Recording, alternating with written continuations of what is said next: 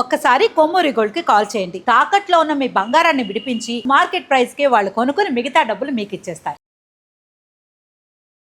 నమస్తే, welcome to మనం TV. ప్రస్తుతం మనతో పాటు ఉన్నారు వంటింటి చిట్కాల స్పెషలిస్ట్, ప్రముఖ ఆయుర్వేదిక్ డాక్టర్ చిట్టిబొట్ల మధుసూదన శర్మ గారు. డాక్టర్ గారితో మాట్లాడతాం. డాక్టర్ గారు నమస్కారం. ఎలా ఉన్నారు డాక్టర్ గారు? బాగున్నానమ్మా, మీరు ఎలా ఉన్నారు? నేను చాలా బాగున్నాను డాక్టర్ గారు. డాక్టర్ గారు, ఈ గట్ హెల్త్ కి సంబంధించి మన ఏ ప్రాబ్లం ఉన్నా కూడా గట్ హెల్త్ రిలేటెడే ఉంటుంది. గట్ హెల్త్ ప్రాబ్లం ఏదైనా ఉంటే కనుక ఖచ్చితంగా వేరే రోగాలు వస్తాయని చెప్తూ ఉంటారు, వింటూ ఉంటాం. అంటే మన సెకండ్ బ్రెయిన్ అని చెప్తూ ఉంటారు.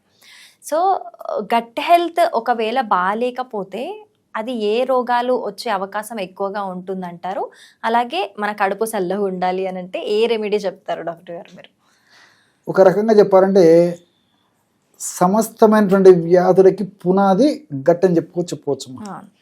సో ఎప్పుడైతే మనం ఒకటి ఏదైనా ఫ్యాన్ తిరగాలన్నా, ఏదో బల్బు వెలగాలన్నా, మరొకటి చేసుకోవాలన్నా స్విచ్ ఆన్ చేసేస్తే కొంత మార్పు జరిగేసి మనకు ఆ ఫ్యాన్ తిరగడం కానీ, కరెంట్ పాస్ కావడం కానీ, బల్బు వెలగడం కానీ ఇవన్నీ జరుగుతుంటాయి. అదేవిధంగా ప్రతి సమస్యకు కూడా కేంద్ర స్థానము గట్. సో గట్ బాగుంటే కడుపు చల్లగుండా అని చెప్పేసి పెద్దలు కూడా చెప్తుంటారు. వాళ్లకు దీనికి సంబంధించిన అవగాహన ఉండడం చేతనే వాళ్ళు ఈ పద్ధతిలో చెప్పడం జరిగింది. ఏదైనా ఆశీర్వదించేటప్పుడు కూడా కడుపు చల్లగుండా అంటే కడుపు బాగుంటే ఆరోగ్యం బాగుంటుంది, శతమానం బాగుతుందని చెప్పేసి కూడా ఆశీర్వదిస్తుంటారు. నిండు నూరేళ్ళు చక్కగా ఆనందంగా జీవించమని చెప్పేసి కూడా ఆశీర్వాదం చేసేటప్పుడు కూడా శతమానం బాగుతు అని చెప్పి చెప్తుంటారు అన్నమాట. సో కడుపు చల్లగా ఉండడం అంటే అది. సో ధర్మార్థ కామ మోక్షణం ఆరోగ్యం మూలమొత్తం. ఇవి ఏది సాధించాలన్నా ఆరోగ్యం ప్రధానం. కాబట్టి ఆరోగ్యం బాగుండాలంటే గట్ బాగుండాలి, గట్ బాగుంటే ఆరోగ్యం బాగుంటుంది. సో ఈ మధ్య కాలంలో వివిధ రకాల కారణాల చేత మరి చిన్న పిల్లల నుంచి ముఖ్యంగా గట్టు స్పాయిల్ కావడం మొదలవుతుంది. సో ఇంతింతై ఒటిడింతై అన్న చందాన క్రమక్రమంగా ఆ యొక్క ప్రభావం తీవ్ర రూపం దాల్చేసేసి రకరకాలుగా కొత్త జబ్బులు వచ్చేటువంటి పరిస్థితి ఏర్పడింది. ఉన్నటువంటి జబ్బులు తగ్గకుండా ఉండేటువంటి పరిస్థితి ఏర్పడింది. అంతుచిక్కని అంతుపట్టిన సమస్యలు, జబ్బులు, ఇక్కట్లు, ఇబ్బందులు వచ్చేటువంటి పరిస్థితి ఏర్పడుతుంది. కాబట్టి గట్టును మనం చక్కగా కాపాడుకోకపోతే చక్కటి ఆరోగ్యం కూడా మన సొంతం అవుతుంది. మరి గట్టు ఆరోగ్యం కాపాడుకోవాలంటే ఎలాంటి ఇది జాగ్రత్తలు పడాలంటే ముఖ్యంగా చిన్నపిల్లల నుంచి జాగ్రత్తలు తీసుకోవాలి. అంటే చిన్న వయసు నుంచి తల్లులు ప్రసవం అయిన తర్వాత ఖచ్చితంగా 6 మాసాలు లేదా 1 year వరకు ఖచ్చితంగా 100% భాగాలు తల్లిపాలు ఇవ్వడానికి ప్రయత్నం చేయాలి. అది చాలా చాలా ముఖ్యం. భారత చక్కటి పౌరులను తీర్చిదిద్దాలంటే తల్లుల పాత్ర 100% భాగాలు ఉంది. అక్కడ ఎప్పుడైతే మిస్టేక్ చేస్తున్నారో ఆ ప్రభావం వాళ్ళ జీవితాంతం ఉంటుంది. సో తల్లిదండ్రులకు నిజంగా చెప్పుకోవాలంటే పరోక్షంగా ఒక రకమైన శాపం కింద చెప్పుకోవచ్చు.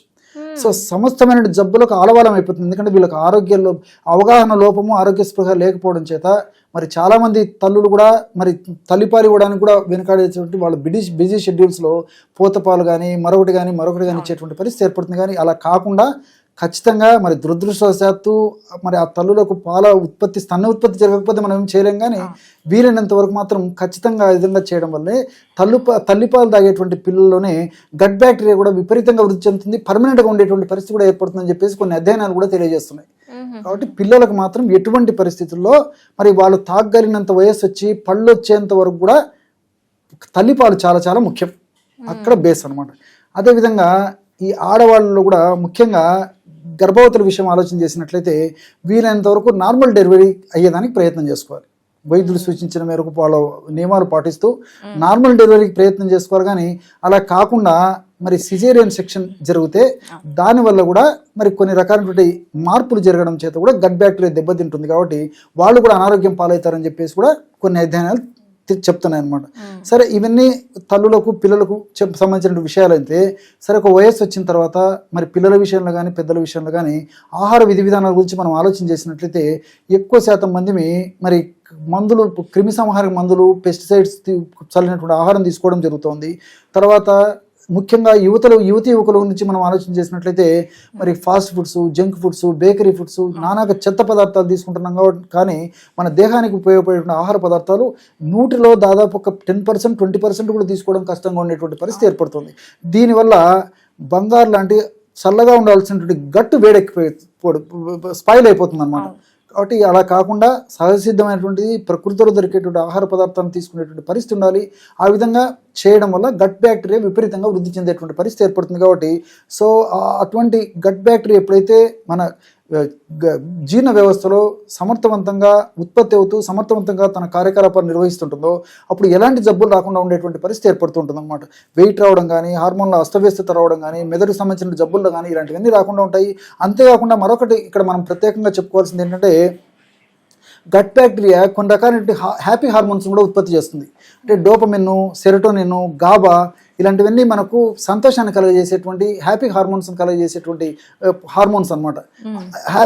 హ్యాపీ హార్మోన్స్ ఇవంటివి కూడా మనకు సంతోషాన్ని కలుగజేస్తాయి. సో అందుకే వీటిని హ్యాపీ హార్మోన్స్ అంటారు అనమాట. GABA, serotonin, dopamine. సో వీటిని కూడా ఈ గట్ బ్యాక్టీరియా ఉత్పత్తి చేస్తుందని చెప్పేసి ఈ రీసెంట్గా పరిశోధనలు కూడా తెరతెల్లం చేస్తున్నాయి అనమాట. సో దీనివల్ల మల్టిపుల్ బెనిఫిట్స్ ఉంటాయి. కాబట్టి గట్ బ్యాక్టీరియాను కాపాడుకోవడం చాలా చాలా ముఖ్యం. ఓకే, మరి గట్ బ్యాక్టీరియా బాగుండాలి, గట్ కూడా హెల్త్ బాగుండాలి అని అంటే ఏదైనా చిన్న రెమెడీ చెప్పండి డాక్టర్. 100 ml గోరువెచ్చని పాలు తీసుకోవాలి. 100 ml గోరువెచ్చని పాలలో ఇంచుమించు ఒక చిన్న సైజు, మీడియం సైజు లేక చిన్న సైజు ఉల్లిపాయ, దీన్ని ఆనియన్, ప్యాజు, ఎర్రగడ్డలు, ఉల్లిగడ్డలు ఒక్కొక్క ప్రాంతంలో ఒక పేరుతో పిలుస్తుంటారు. సో దాదాపు 30 నుంచి 50 గ్రాములు అనుకోండి అప్రాక్సిమేట్గా. సో గోరువెచ్చని పాలలో తోడుపెట్టేసేసి ఈ ఉల్లిపాయ ముక్కలు అందులో వేసేసి ఉదయం దాకా అలాగే ఉంచేసేసి తర్వాత అంతా బాగా కలిపేసి అందులో 1 గ్రాము జీలకర్ర పొడి, 1 లేదా 2 ఎలాచి, 1 లేదా 2 ఎలాచి తీసుకొని క్రష్ చేసేసి ఆ లోపల విత్తనాలు క్రష్ చేసేసి ఆ పొడిని అందులో కలిపేసేసి రోజు ఒక్కసారి తీసుకోవడం వల్ల మరి నేను చెప్పినటువంటి పద్ధతిలో గట్ బ్యాక్టీరియా చాలా అద్భుతంగా డెవలప్ అవుతుంది. అంతేకాకుండా ఈ పెరుగు ఆల్రెడీ ప్రోబయాటిక్, ఆల్రెడీ దాంట్లోనే మనం గట్ బ్యాక్టీరియాకు సంబంధించిన బ్యాక్టీరియా అక్కడ ఉంది. దీని తోడు ఉల్లిపాయలు ఉన్నటువంటి ఈ యొక్క ఫైబరు ఈ యొక్క బ్యాక్టీరియాకు ఆహారంగా ఉపయోగపడుతుంది, మనకు ఆహారంగా ఉపయోగపడుతుంది. సో మల్టిపుల్ బెనిఫిట్స్ ఉంటాయి. జీలకర్రలో కూడా ఉన్నటువంటి ఫైబర్ కూడా లోపల ఉన్నటువంటి గట్ బ్యాక్టీరియాకు ఆహారంగా ఉపయోగపడి దాని యొక్క సంతతి కూడా వృద్ధి చేసేదానికి అవకాశం ఉంటుంది. అదేవిధంగా ఏలకులు కూడా మరి సమర్థవంతంగా గట్ బ్యాక్టీరియాను పెంచేందుకు పరోక్షంగా ఉపయోగపడతాయి. సో మల్టిపుల్ బెనిఫిట్స్ ఉంటాయి. కాబట్టి నేను చెప్పినటువంటి పద్ధతిలో రోజు ఈ పాలను రాత్రిపూట తోడుపెట్టేసేసి దాంట్లో ఉల్లిపాయలు వేసేసి పొద్దున్న నేను చెప్పినటువంటి పద్ధతిలో వాడుకోవచ్చు.